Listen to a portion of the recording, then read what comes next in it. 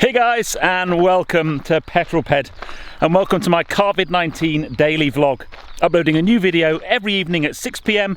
to keep you sane during lockdown. Well, I'm getting not bored of saying this, but yet another stunning day here in the UK. But it's time for another pup walk, and on this walk we're going to talk about the very best and the very worst thing about doing YouTube, or any social media for that matter.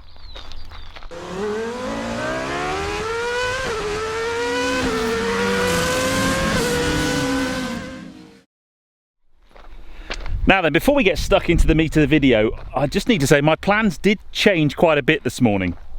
Last week's dog walk, when I made the extra special effort to walk up the Trundle, which by the way is that whopping great big hill just over there, went down so well and it was so beautiful, I thought today I would jump in the car early doors before it gets too warm and go out and do a similar walk. There's a nice walk along the river over there.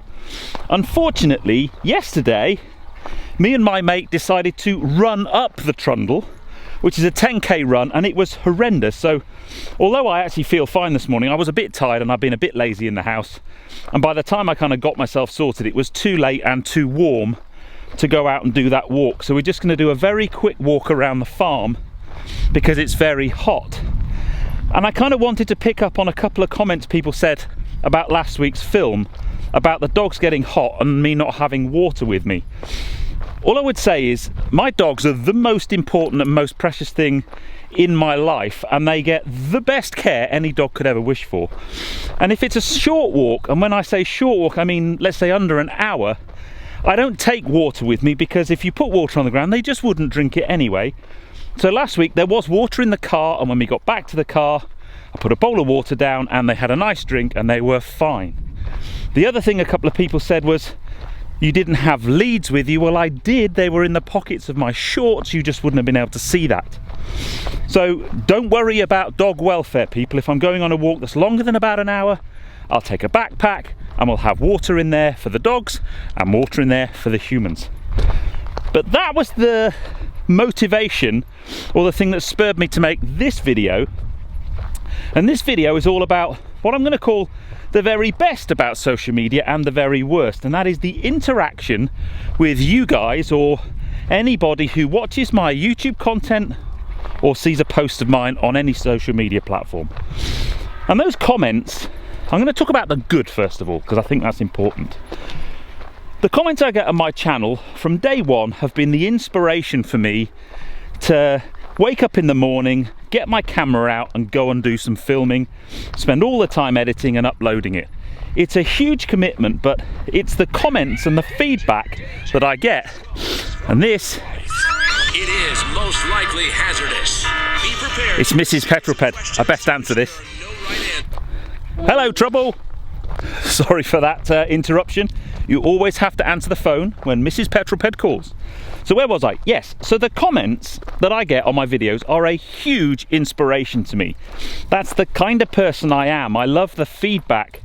I love nothing more than reading a comment where someone has enjoyed the content I've spent hours creating, or where they have enjoyed the information I've given them on a car that's helped them in a purchasing decision, or I've allowed them to join me on a great experience that I'm super lucky to be able to do, and maybe they'll never get the chance to do.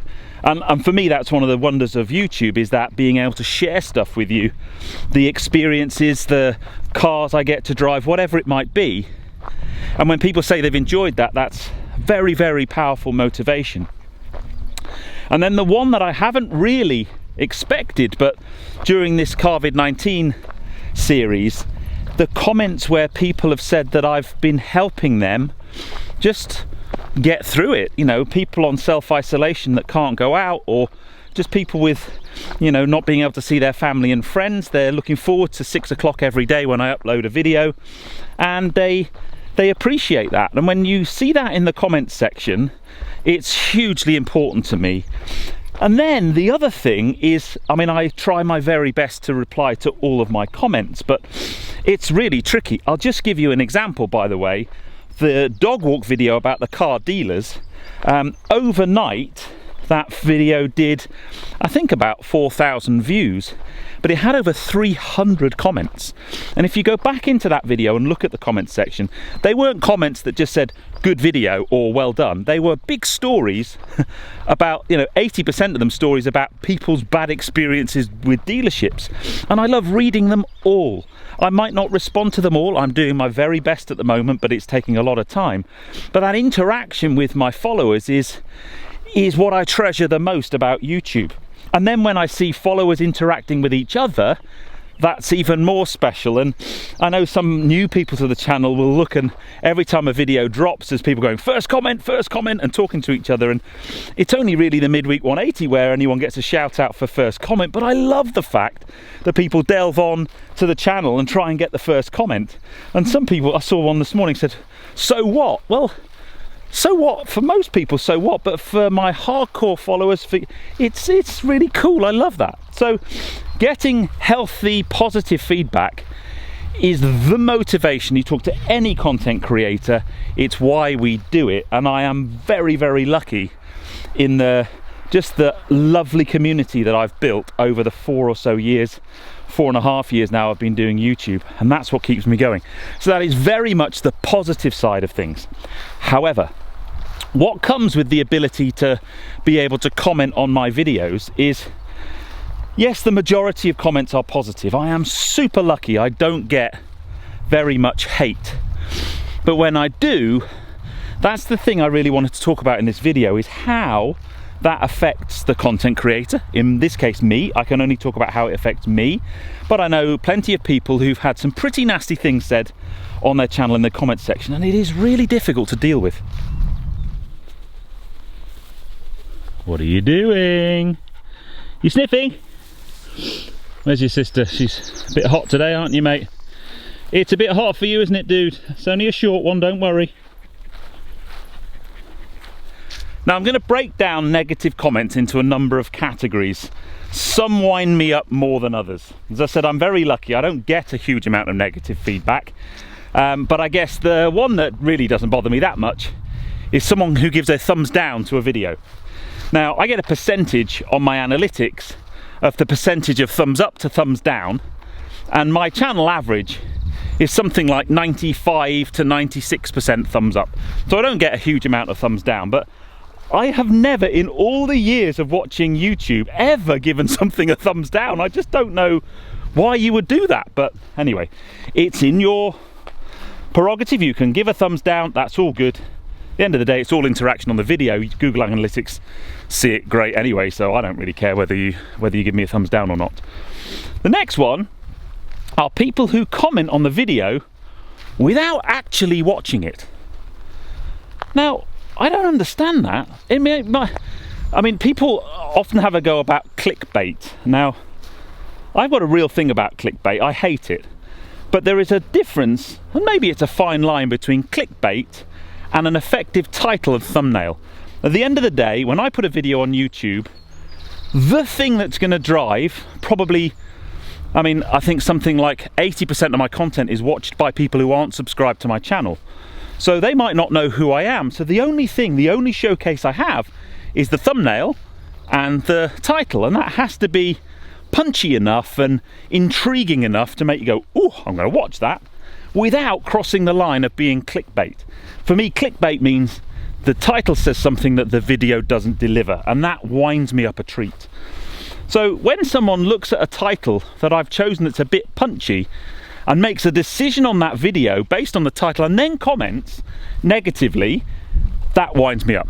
My simple response to that is watch the video. Or, and I understand this one because, again, the thing that you might not realise is not everybody watches every video in its entirety. My channel average is about 55-60% of video watching. Is when someone makes a negative comment or gives you a hard time about something, and you've actually covered that in the video, but they just haven't watched until that point. My video that went up last night was about winter tyres, and someone put a comment, well, yeah, you just get an old set of alloys or some steel wheels and then it's easy. Well, I actually said exactly that in the video towards the end. So they clearly hadn't watched until that point. So I kind of understand those, and there's they don't wind me up so much. Often it's just a case of pointing out quite gracefully and professionally that maybe if they watch the whole video, they get a better view. The next type of comment, we start to get into the, I don't know whether it's the jealousy comments or when someone has a go at you for your opinion or makes a judgment about what you're doing without necessarily realizing the process. So that might be, for example, criticizing a video because they think that what's on the video is the only thing I did that day or the only thing I did with that car. They don't realize that we edit stuff. So, you know, there might be things that you see done off camera that aren't, I don't think, important enough to make it into the film, and they criticize you because you haven't done them or because they can't see. And that might be, I don't know, a little bit like people saying about the you know, the dog walk thing. I've had a couple ones here with the dog walks. Why don't you carry poo bags for the dogs? Well, I'll tell you why. I do carry poo bags for the dogs, but do you really want to see one of my dogs laying a log and then me picking it up? I don't think so. So I'm not going to edit that into one of my films. And when I'm on private land like this, most of the time they go off into the woods and do stuff, and you know, it's fine. But you know, of course I carry poo bags for the dogs, but I'm not going to show you that on YouTube. Really? So, you know, you just have to, when you watch YouTube, realize that things aren't, it's not real in terms of timeline. It's Saturday morning today. This video will go up on Monday evening. The reason I'm filming it today is because next week I'm actually, thankfully, woohoo, delivering a 5-day training program. The gutting thing is I should have been doing that in Cape Town, South Africa. So today I should have been flying to Cape Town. Sadly, I'm doing it on a virtual classroom training platform at home. All the guys I'm training will be in Cape Town, South Africa. Lucky them. So I need to film this today because I won't have the opportunity to film it Monday morning. And then also things like the Peddler's Ride, I film them in batches. So, you know, you can't watch YouTube and think that because I'm doing a daily vlog, I film each one on the day that I upload, because that's simply not realistic. So those videos, or those comments rather, they kind of wind me up. But the last one, and I've saved this till the last, is the keyboard warrior. Now, I am super lucky, I've said it about 3 times already, I'm super lucky I don't get a lot of this, but the keyboard warriors are the kind of people who basically, I don't know what motivates them to put bile and hate and just nasty things in the comments section. And we see it all over the place, you know, social media trolls on Twitter and Instagram, and there'll be many cases where, you know, ultimately it can lead to the worst of all things. People, you know, taking their own life, or, you know, deciding that social media is not for them, or getting anxiety or depression or whatever it might be. The outcome of you being an idiot and putting a hateful comment in a social media site, you know, you won't, those types of people just don't see it at all. Now, I find it very difficult not to bite when I get some hate, but that's my way of dealing with it. I can't, you know, ultimately I have the power. If someone's giving me a hard time or giving me grief, I mean, I got some grief at the beginning of the COVID-19 series because of the name I gave it, COVID-19. Someone said that that's inappropriate and you don't think about people and people are dying of. I know all of that, but it's called dark humour. And then in one comment I said, look, it's just black humour. And then I got called a racist for using the term black humour. So you can't win, really. So you just have to, at the end of the day, I will have a dialogue with those people. I will try and help them understand that might not be the case that they're jumping to, or that there's another side to the argument. But ultimately I've got the power to either delete the comment or block them from my channel, and I do that quite regularly, and I don't really lose very much sleep on it. But I just don't understand what motivates those people. As I said, I'm very lucky. I don't get a great deal of that kind of hate, but I know people that do, small channels and big channels, and there's been several of the big channels. I remember watching a film by Seb Delaney yonks ago about some of the hate he gets, because he gets proper horrible stuff, and I just don't think there's a place for it in the world we live in. And I'm very lucky that I don't get very much of it. I'm also very lucky that on the occasions I do, very often one of you lovely peddlers will jump in there and have a go on my behalf, which I always love. That's great. But I don't understand the motive. I'd love to know what you think about it. I think it's the anonymity, the hiding behind a keyboard. You wouldn't say those things to my face. You know, I can remember just someone saying, oh, you know, you think you're the big I am and all of that kind of stuff. It's just not the case. Alice, come on. Come on.